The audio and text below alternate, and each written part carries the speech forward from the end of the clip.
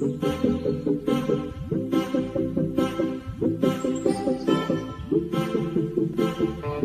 عليكم البنات، كي دايرين؟ بخير؟ لاباس عليكم؟ كنتمنى من الله هذا الفيديو يلقاكم بخير وعلى خير. عندي هنا واحد الحوت، حنا توحشنا شويه الحوت مقلي، والدراري تما توحشوا، بغيت نقلي لهم هاد الحويتات هادو.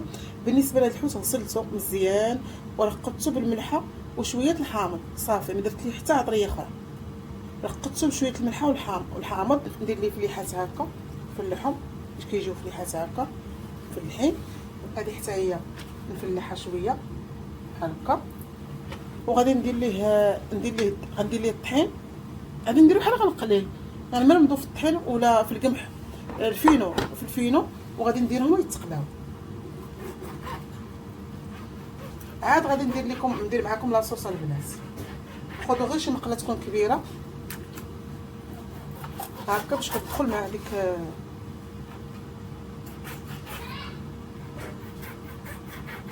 صافي. حنا فلحنا في جميع الجهات.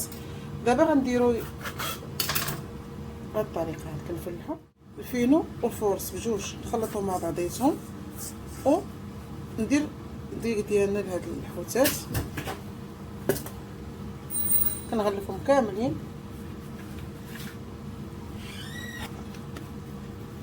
غنديرهم يتقلاو. ديروا مقله تكون كبيره بحال هادي، ما ديروش شي مقله صغيره على حسب الحوت اللي عندكم، واش عندكم كبير ولا قصير. درتها انا تسخن.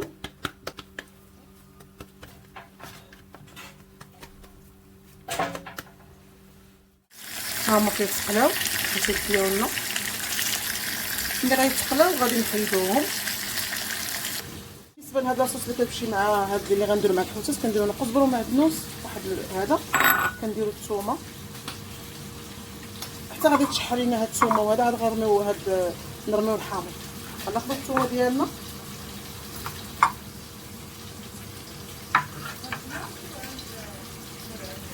هنا، غادي نديرو زيت العود. عندنا هنا زيت العود والثومه وشويه الزعتر حتى هما مازال. غادي نزيد هنا زيت العود، زيت هنا شويه الزيت، تشحر لنا هادشي مزيان. غادي نديرو في قبوطه باش يتشحر ليا ومرجان البنات. ها هو دابا ملي تشحرت لينا هذيك الثومه والربيع، غادي نزيد حامض مفير، وغادي نزيد هنا عندي واحد شويه ديال لي شامبينيون نوار حتى هما، معلقه تقريبا ديال التحميره. غادي ندير شويه الزعتر. هذه هي العطريه اللي غندير في الحوت. غادي نديرهم يتشحروا شويه، وعاد غادي نزيد عليهم تقريبا نص كاس ديال الخل ولا حامض، نص كاس. وعاد هنا غادي نزيد مازال الزيت، انا ما كفانيش تلقاو من نغمسو.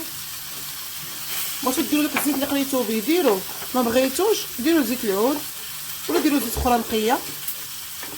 غادي نزيد عليها شويه الزيتون، غادي تخليوه حتى الماء الفوق ديروه، بغيتوش كديروه من الاول. هذه هي لاصوص اللي غنديرو في داك الحوت. غادي نديرو تشحر شويه، وعاد غادي نزيد عليهم الخل. البنات ها هو شوف كاس اللارو ديال الخل اللي عندي، هو غنديرو كامل هنايا، وغادي نخلط مزيان هادشي.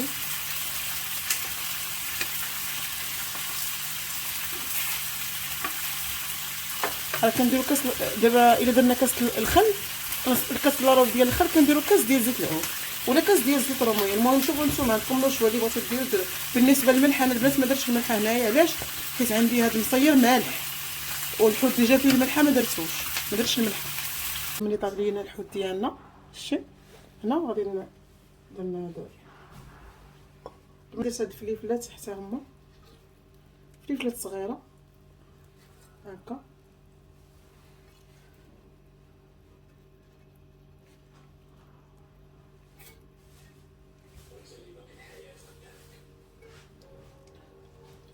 شويه الحامض هكا نزوقو به حتى هو، كيجي من داك الشرفيع، كيجي غزال. والبنات ما تشبعوش منه، جربوا هاد المقادير هادو وردوا عليا